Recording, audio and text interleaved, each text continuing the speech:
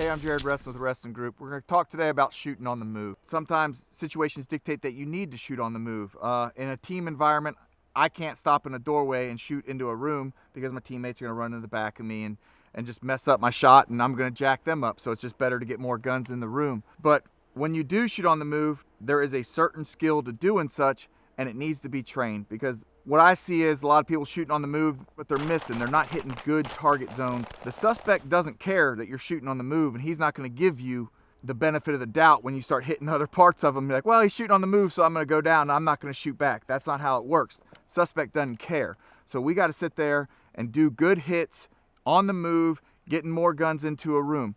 And when I'm shooting on the move, the pace is the pace. It doesn't change no matter what I'm doing. It's faster than most people think or are used to, but what happens typically is people start moving through houses that are clear, and then when they go to shoot, their pace slows down.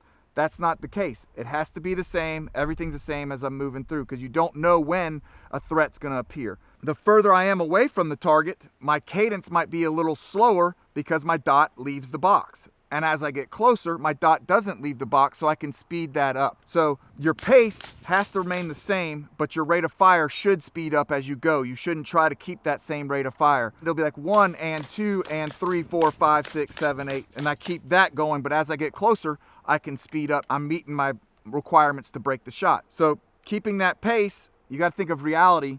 You're pushing straight on somebody, you might have to shoot off to the side, you might have to do a lot of different things. So keeping those good priorities and cadences of knowing what you can do and get away with, that's how you start making good shots on the move. To start out, as I'm moving, shorten my strides and narrow my stance, because I'm looking at the target and watching my dot and seeing what it's doing. I'm just kind of looking to see what's happening on my movement side. I want to get the movement down right first.